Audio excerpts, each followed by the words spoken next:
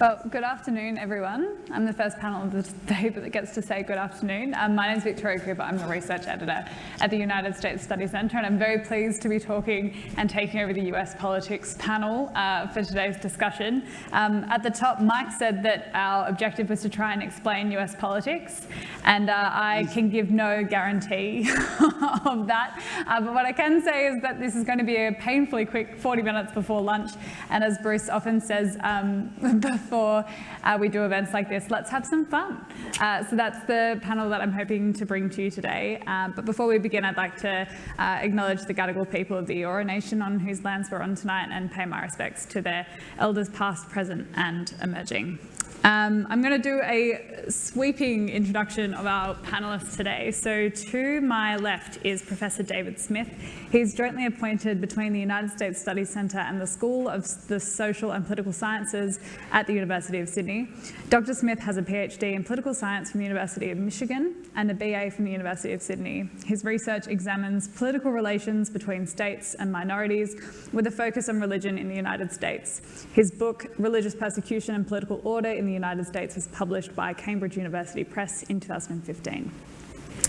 Then the next one down is Olivia Nuzzi, who is the Washington correspondent for New York Magazine. She is known for in-depth, colourful interviews and profiles of politicians and the people who influence their decision-making. She has also written for GQ, Esquire, The Daily Beast, Glamour, The Washington Post and Politico. In 2020, she signed the Harper's Letter alongside Salman Rushdie, Margaret Atwood, Gloria Steinem and other prominent writers and intellectuals. In 2019, she won the National Magazine Award for Journalists Under 30, and in 2023, she was a finalist for the National Magazine Award for Feature Writing. Then we have Ryan Lizza. Ryan Lizza is the chief Washington correspondent for Politico and the co-author of Politico Playbook. In addition, Mr. Lizza is the host and executive producer of the weekly Playbook Deep Dive podcast. Since arriving in Washington in 1998, Mr. Lizza has written about national politics, policy and elections for Esquire, New York Magazine, GQ, The Washington Post, The New Yorker, The New Republic, The New York Times and The Atlantic. He has covered every presidential election since 2000. His reporting on Obama won the White House Correspondents Association Aldo Beckman Award for presidential news coverage, and Mr. Liz's reporting on the Arab Spring won the National Press Club's Edward M. Hood Award for diplomatic correspondence. And finally, we have Mr. Bruce Wolpe, who is a non-resident senior fellow at the United States Study Centre. He's a regular contributor on US politics across media platforms in Australia. Previously, Mr. Wolpe has worked with Democrats in Congress during President Barack Obama's first term and on the staff of Prime Minister Julia Gillard. He has also served as Prime Minister Julia Gillard's Chief of Staff. From 1998 to 2009, Mr. Wolpe was Senior Executive at Fairfax Media in Sydney. He's the author of Trump's Australia, an examination of Donald Trump's possible return to the presidency and the issues presented to Australia, as well as The Committee, a study of President Obama's legislative agenda in Congress and lobbying Congress how the system works. So we have a hugely accomplished and knowledgeable panel to kick us off. And the theme for this panel is US politics at a crossroads. So I'd like to start with a question to Ryan. Is US politics at a crossroads? I think it's always at a crossroads. It is, and in a number of ways. I mean, the most obvious way is that if, assuming the current trends in the Democratic primary, which doesn't really exist, and we can talk about that, and the Republican primary, which in some ways barely exists, we'll probably have a rematch of 2020 between Donald Trump and Joe Biden, as most of you know. And the winner of that election, you probably hear every election politician say it's the most important election of one's lifetime. I think there's a credible case that 2024 will indeed be the most important election, certainly of my lifetime. And the difference between a second Biden term and a second, though interrupted, Trump term will be very, very consequential for the United States and for the world, for Australia, all the things that you all are discussing today. So yes, I mean I think you all know that, but yes, American politics is at a crossroads. And we're in this sort of in-between period when the insurrection of January 6, 2021, and the aftermath of that event is being, our institutions are being tested. The first test of whether there would be any consequences for what happened in the post-election period of 2020 was impeachment. And for various reasons, there was not a 2/3 majority to convict Donald Trump in the Senate. But the dominant argument of that moment was probably best expressed by Mitch McConnell, who said that Congress wasn't the place for consequences for Donald Trump, but that there would be consequences. The justice system, the Republican Party primaries, and we're in this sort of post-insurrection period where the American government is being tested. The locus of accountability is now at our Department of Justice and in some of the local jurisdictions in Manhattan, New York State, and Georgia. And the political accountability is being tested in the Republican primary system. The Republican primary system seems like it does not believe that consequences are in order for Donald Trump. Our justice system has reacted much, much differently. And we're going to see the outcome of that between now and Election Day. And so I think that's one way to think about this period. If you believe that what Trump did was dramatic, potentially illegal, and needs to be responded to with serious consequences that the U.S. Congress was not able to deliver, then that's what I think you all should be watching for in this period when it comes to Trump. How do Republican voters in the primary system treat him, and how do these various indictments and criminal and some civil inquiries, what is the outcome? And the outcome is wide. It could mean that he's in jail a year from now. It could mean that all of these cases evaporate or break down one way or another, or the consequences just aren't very severe. But that's sort of the moment we're in right this second. Yeah, so very much it seems that we are at a crossroads, and especially the year before the election, I feel like... I should have just said yes to your... Yeah, short answer, yes. I think we're going to talk about the election a lot more, especially in this coming year and the rest of the panel, but I do want to focus a little bit more on consequences, because we talk about consequences for Donald Trump and that potentially coming through Congress, but that's also had massive consequences for Congress itself in this post-insurrection period. And I know, David, you and I have quite often caught up with each other in the office and said, have you seen there's another House Speaker drama and there's another candidate coming forward? And that's something that we've seen, is that these consequences have carried over into Congress. So I wonder, in the most recent episode of speakership drama, which we know has had consequences not only for the US in terms of preventing government shutdown, but also for allies and partners like Australia, who are hoping momentum in Congress can deliver things like reforms needed for AUKUS. We looked at the speakership drama. I'm going to give you a very difficult question. Whose fault was it? It's a fault of a culture within the Republican Party. So they had a very small majority of 5 people, now functionally 4. But that's exactly the same majority that Democrats had in 2020. And it appears that congressional Democrats saw that tiny majority and basically concluded that they needed to stay together in order to get anything done. Most Republicans would also look at their majority that way, but there was a significant enough group of Republicans who looked at that majority and saw, great, we've got a huge amount of leverage because it only takes 5 of us to defect.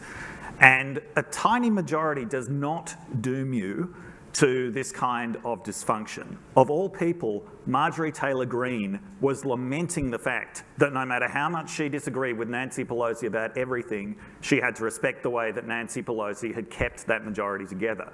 That wasn't just Nancy Pelosi's doing, that was the general mindset within the Democratic Party.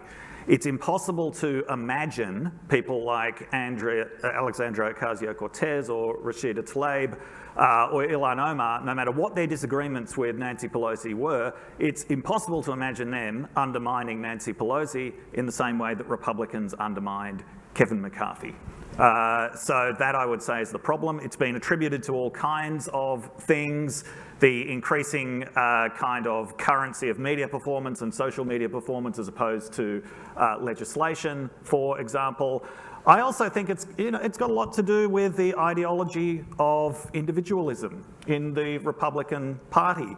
We hear Republicans in Congress characterising Democrats as socialists and collectivists and communists, and then wondering why it was that Democrats all managed to work together when Republicans could not. I think that part of it does come down to a far more freewheeling, maverick, if you like, individualistic ideology as well, which no matter what the virtues of that are, doesn't always work well when you've got a tiny majority in Congress. And I think you kind of alluded to there's a bit of an array of opinions and ideologies within the Republican Party itself, and I think there's no greater exemplar of that around Republican debate season, and especially leading up to the primary elections next year. So Olivia, you've attended some of the early voting states ahead of this primary season, and could you tell us a little bit about what you observed? Well, as Ryan said, the primary on the Republican side sort of barely exists. It's this very strange situation where the majority of the candidates live in total fear of the frontrunner, Donald Trump. They're fearful of him retaliating against them. They're fearful of his voting base. If any of them want to get elected or want to even just perform competitively, they need to appeal to Donald Trump's voting base. So it's this very tricky position that they're in, where they can't hit him too hard, they can't insult him, they can't insult his supporters who take all of that very personally because they have this kind of parasocial relationship with him. And so it's made for a very ineffective field of candidates.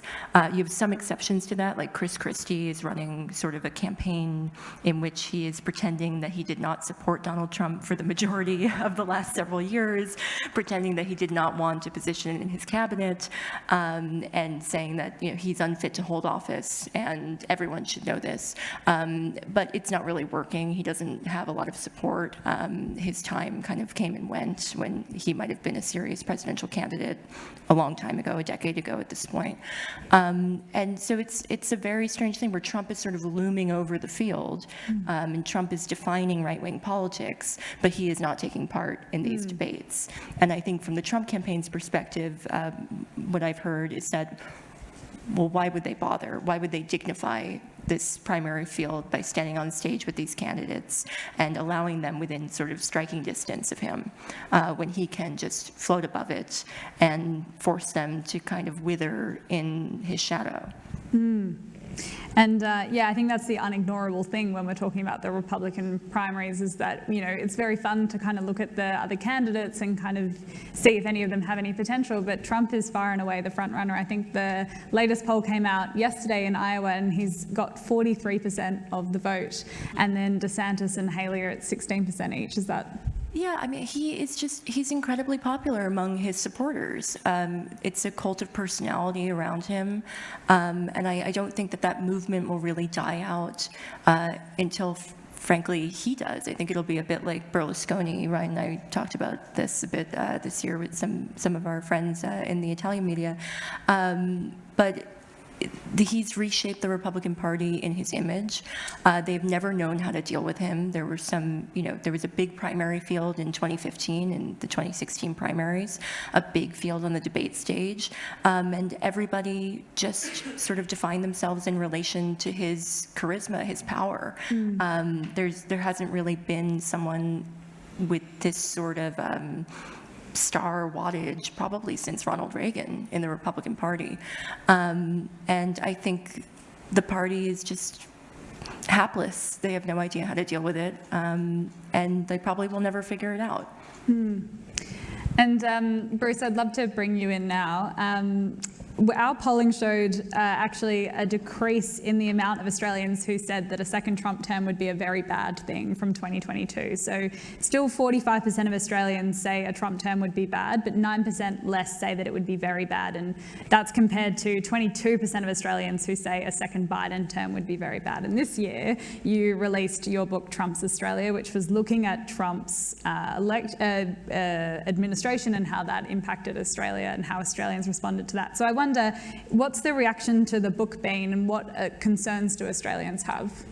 Thank you so much. It's great to have you travel from America to read you every day in Politico, to read you monthly in New York Magazine. Really good. The polling is very interesting, but I think, we'll recall a real drop in anxiety after the January 6th insurrection and Joe Biden was sworn in as president. And what I've picked up is, as Trump's resuscitation, reemergence to become the prohibitive front runner, the anxiety level is rising again. And we are in our news cycle. The morning here is the end of the day in the United States, and everyone turns on for news bulletins at 6, 7, and 8 a.m. And often the lead story is the United States and Trump and what's going on. And I think at the heart of it is a difficulty in absorbing and processing what Trump does and how he does it, and how it is so jarring with the political culture here in Australia. How can someone indicted 91 times on felonies run for president? How can someone who might be in jail, as Ryan, it is a possibility, how could they run for president? I'm tired of using the word unprecedented to describe how unprecedented all these situations are. And as long as he is a potent threat, people recall what happened in the first term, where he stands for, protectionism, isolationism, America first, and his positions are jarring to this country, its international trajectory, its belief in international institutions he wants to trash, the support here for the war in Ukraine, he's not a supporter of it. They're afraid of what he would do with alliances in Asia. He was within an hour of signing a piece of paper that would have withdrawn all troops from South Korea. And so it is that uncertainty. And we're also in a situation where it's clear, although President Biden has a very strong legislative record and is consistent and brings all his experience to bear on problems today, there's uncertainty about where the election is going. And where you have Trump ascendant and questions over how ascendant Biden can be, and where the major drivers of sentiment are uncertainty and sometimes fear, because we don't know what's going to happen with a world that, you wake up in the morning, it seems to be spinning out of control in various places, and people are worried, do we have a handle on it? And fear is the terrain in which Trump does best. I'm reminded in 1983, a year before the '84 election, Ronald Reagan had the same approval ratings as Joe Biden has today. When we're in a certain moment, we think this moment will continue indefinitely, and then we make calculations about what's going to happen. It can change. Reagan had Morning in America on the basis of a robust economic recovery and absolutely crushed Walter Mondale. If the economy does recover, and that'll be the biggest driver of the election result, I believe, unless the world is in such a state that management of foreign policy, a Joe Biden forte, notwithstanding Afghanistan, whether that creates a question of leadership on the United States. But if the economy comes back, if interest rates peak, and people have more sense of their own economic security, cost of living pressures, their livelihoods and so forth, yeah, give the president a second term.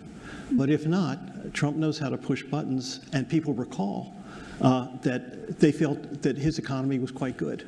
African-American men in particular really felt the economy was good.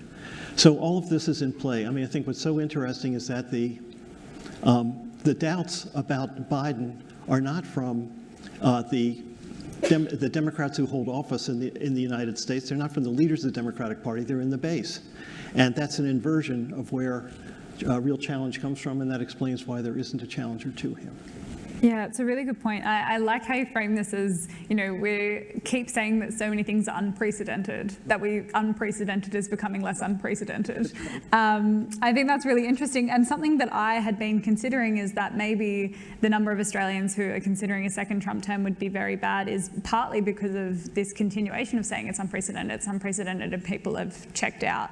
But I wonder what that actually means for voter engagement. And I know that looking at some of our analysis and that both Republicans and Democrats are particularly unenthused about the front-running candidates from their two countries. So, Ryan, if I can ask you, kind of what's the mood like in Washington? Are people searching around for alternatives, or, how do you get voters engaged when things are so unprecedented and there's kind of a, inclination to withdraw from politics altogether? Well, a couple of thoughts. One, I think your point about the things that are going to happen between now and Election Day cannot be, that's the most important point. When we sit here and talk about an event that is so far out, we have no idea what the actual events of the general election are going to be. A couple of weeks ago, we didn't know there was going to be a new war in the Middle East that's now dominating American politics, creating all sorts of fissures that didn't exist literally 2 weeks ago. And if you're paying attention to what's happening today in Washington, there's the new speaker, Speaker Johnson, has put forward an Israel aid bill. The White House, which hasn't issued too many of these, issued a veto threat that it will actually veto this bill because it's funds aid to Israel by reversing aspects of the IRA, this big increase for the IRS. And so that's something that we didn't know about 2 weeks ago and is now completely driving American politics. So have to keep that in mind. The other thing is, you alluded to this, which I think is really important, is voters. I think one of the most core findings of political science, at least in America, is that voters are myopic. And what we think is the most important issue in politics as we sit here in 2023 may be something that nobody cares about next November. And then I think on the doubts about Biden and the doubts about Trump, there is right now there is a sense among even Democrats that they want an alternative, and they're not getting an alternative. And the big split between the two parties is that the elites of the Democratic Party have all rallied around Joe Biden, to a person. It's really remarkable, the sort of how he has solidified party support. If you define that as elected officials up and down the ballot across America. But the voters, the Democratic voters, constantly express doubts about him in polls, to the point where his approval rating among Democrats is 75%.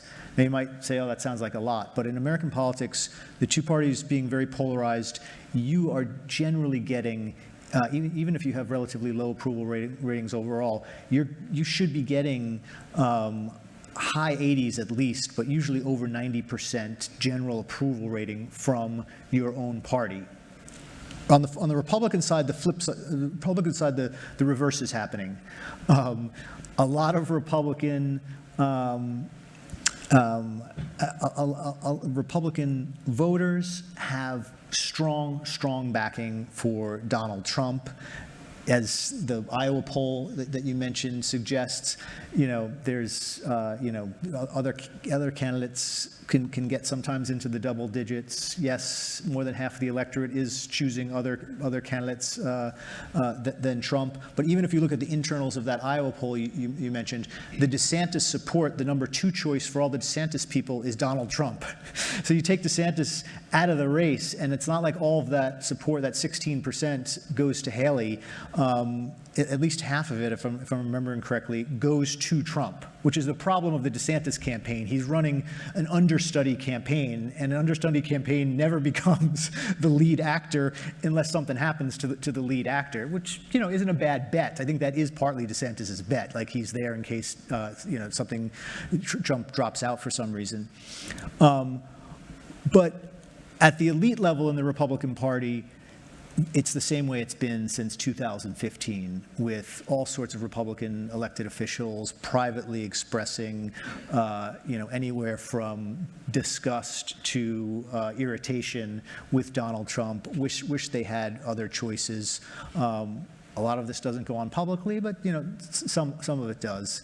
And so those are the two parties are sort of mirror images of each other. And I guess one question is, which position would you rather be in going into the general election, assuming that both of these candidates are going to survive the primary challenges that exist? And as you all know, this representative, this member of the House from Minnesota, has recently jumped into the race to challenge Joe Biden. I think most people in American politics think this is going to be not a significant threat to Biden, but you never know. Sometimes these things can take on a life of their own. And the last two incumbent presidents to lose and not win a second term were presidents who had serious challenges in their primaries. Jimmy Carter was challenged by Ted Kennedy, and George H.W. Bush was challenged by Pat Buchanan. They survived those challenges, but they were weakened for the general election. So I don't think most people don't see Dean Phillips as that kind of person, but I will say in 1992, a lot of people didn't see Pat Buchanan as that kind of person. He would, very different profile, but it's something to watch. So those are my thoughts about that. Yeah. And I think, well, actually, David, I'd love to get your take. Do you think that Americans are as engaged this year as they were before when, as Ryan says, so much of this seems so inevitable and set in stone? Yes, I think they are, because deeply unpopular candidates don't seem to reduce democratic engagement. They seem to increase it. If you have a look at the 2016 election, which was then a record in terms of how unpopular both candidates were, that had very high turnout by American standards. 2020, even less popular candidates, even higher turnout. 2020 had 66% of the population voting. That was the highest turnout in more than 100 years. Not only that, we've got high turnout in midterm elections in 2018 and 2022, about 10% to 15% higher than is normal in midterm elections. The fact that you have these fantastically unpopular candidates doesn't make people not want to vote. It makes people want to vote against them. And that seems to be the driving dynamic in American politics at the moment. It doesn't matter how unpopular Joe Biden is with Democrats, they will vote against Trump. They'll vote to stop Trump. It doesn't matter that a lot of Republicans have misgivings about Trump. They still see him as what is standing between them and Democratic Party domination of the country, which they see as, in apocalyptic terms. So, the extreme kind of negativity, the record low approval ratings of the two major candidates, they don't actually decrease democratic engagement, but they do turn it into something that is more turbocharged and apocalyptic, and watching it from afar makes me very glad that I decided to live here rather than there. Can I just one point to that, because it's such an important point. I mean, you're talking about negative partisanship, that opposition to the other side drives voters more than support. Although Trump benefits from both dynamics. He has, Biden is mostly driven, his voters are mostly driven by negative partisanship. Trump has a little bit of both. You pointed out the low approval rating of both by many Americans, and I think this is something that a lot of folks in this room may not have thought of, but I think is an incredibly important dynamic to watch as you go into the general election next year. And the deciding factor in both 2016 and 2020 were voters who hated both candidates. In 2016, these voters had a place to go, third-party candidates.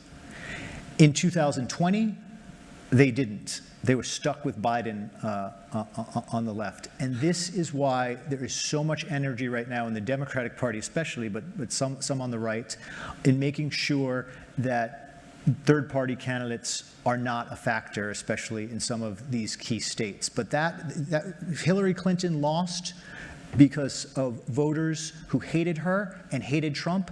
Those voters broke for Trump, or they were parked on some non-viable third-party candidate. So that is a key thing in a close election. If I may, one thing that I'm very interested in going forward is most of the media attention on Donald Trump right now, and I think that this will certainly change if he is the nominee, but most of the media attention on him, it's not really on him as a candidate. It's not on his campaign. When you go to his rallies, the press pen, I'm sure you've seen on television when at a Trump rally, the old school ones from 2016, he would say, turn around, and that's the fake news media.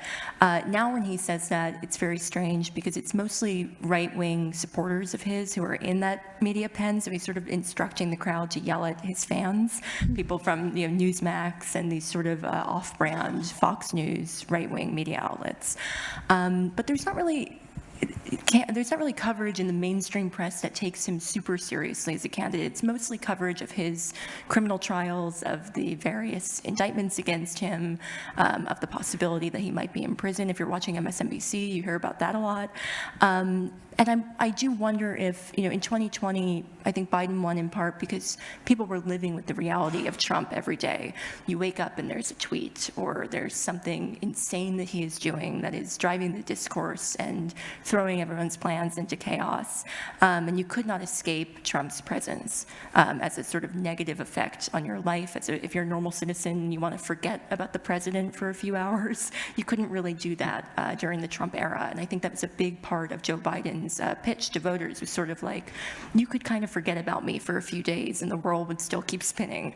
And I wonder if Trump seems like less of a threat, less of a kind of looming, terrifying thing, the further he is removed from that and the more that he is treated, at least in the mainstream press, as this sort of strange event unfolding and collapsing before our eyes. I think that will possibly change when he's the nominee. There will be more mainstream coverage of his events, of his statements. He'll be taken more seriously, but I do wonder if something like that, where you're not confronted every day with the possibility that he will be back in office, where that seems so outrageous given the state of his, the investigations against him, if that could kind of depress turnout among Democratic voters. Bruce, did you want to jump in? I think that's right. I also, just to add to it a little bit, I think 2020 was a clinical decision on Biden, and Trump has always been an emotional decision. And the clinical decision on Biden was, in 2020, Democrats landed. I've toyed with voting for Mike Bloomberg in the Colorado primary because I wanted a winner to beat him. I ultimately landed on that Biden was the one, and that's where Democrats were, and he was the one. But it was a transactional decision. Trump doesn't have rusted-on supporters. He has welded-on supporters. And he is extraordinarily cunning in what he does and how he does it. And so what, David, you're talking about on the fear factor, yeah, he plays that to the max. The state is after me to drive me off the ballot. It's the greatest crime in American political history. And then to personalize and say, when they come after me, they're coming after you. And so I am protecting you.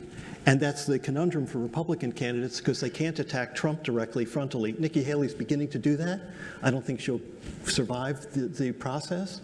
But if they attack Trump frontally, they're attacking Trump's voters. So how can Trump's voters vote for them? And so they are stuck.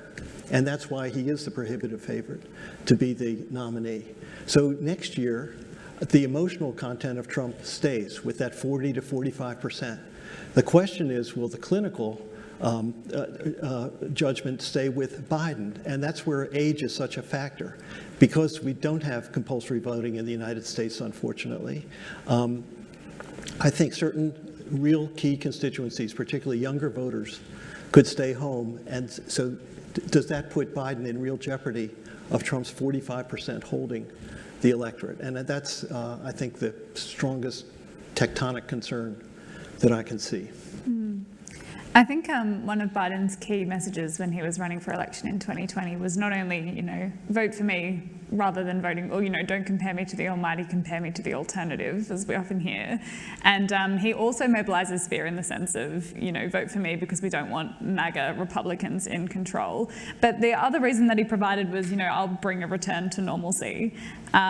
Olivia, do you think he's been successful in returning Washington to normal? I might not be the best, Ryan might be a better person to answer this because I never experienced a normal Washington. I came to Washington to cover Donald Trump, basically, and so my understanding of the place is probably not correct. I don't think did it operate like that in the Bush era, the Obama era? It was different before 2015. Did he bring normalcy? Yeah, I mean, he's never gone away, right? And so in 2021, during the transition, the Biden plan was to ignore Trump, was to not come into the White House with a series of proposals that were defined by Trump. Even though they were obviously going to roll back a lot of Trump policies, they didn't want the ghost of Trump hanging around. Then, of course, January 6th happened, and they had to deal with the aftermath of Trump.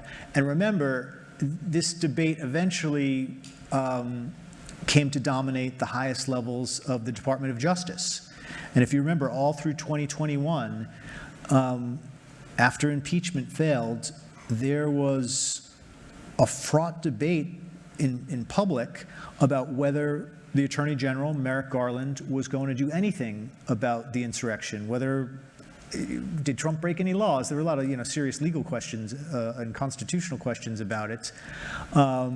And there was a whole stream of criticism, mostly from the left, that the Biden administration, the Biden Justice Department, just didn't care about this issue. And you sort of have to separate the White House, which in some ways didn't want to be burdened with cleaning up all of Trump's messes. On the other hand, started to, I think, realize politically as they approached the midterms that Trumpism, what they call MAGA now, wasn't going away. And it was in some ways the glue that held together the 2020 Democratic coalition, right? Where the where big chunk of the swing voters were anti-Trump Republicans who voted for Biden. And then I think similarly at the Justice Department, they realized, whether it was through pressure or just taking a cold, hard look at the facts, that, yeah, they did, as difficult as this was going to be, as much as it could tear up the country, frankly, they needed to proceed with these investigations and ultimately indictments. So in this weird way, the Biden administration, which wanted to usher in the post-Trump era, got hit in the face with reality that there was no post-Trump era. He's not gone. They had to both clean up the mess, but also continue to run against it. And I'll tell you, at the end of I remember after the midterms were over, there were a lot of Democrats, Howard Dean being one, Terry McAuliffe, names you may not know, both former heads of the Democratic Party, who were saying things like, yes, we hope Trump is the nominee in 2024 because we know how to beat him. Now, they may regret saying that, but that's what they're going to get. People said that in 2016 as well, and I don't think that worked out particularly well. But on a much less substantive note, I was surprised to find, I figured after the insurrection, Trump's out of office, socially in Washington, a lot of people associated with him, people who worked for him, would perhaps either not want to show their faces or would not be welcome into like polite Washington society. It's not that polite. And that was incredibly naive, as it turns out. I find, when you go out to typical Washington events, those people are sort of welcomed like nothing happened. And I think maybe that is back to normal in some way. Maybe that's how Washington's always been. But it's been very, very strange, and it's sort of this disorienting effect. Yeah, I feel like we're just getting stuck in, and I'm seeing a timer buzzing me out saying stop. So unfortunately, I think that's all we have time for, but please join me in thanking our panellists for coming today.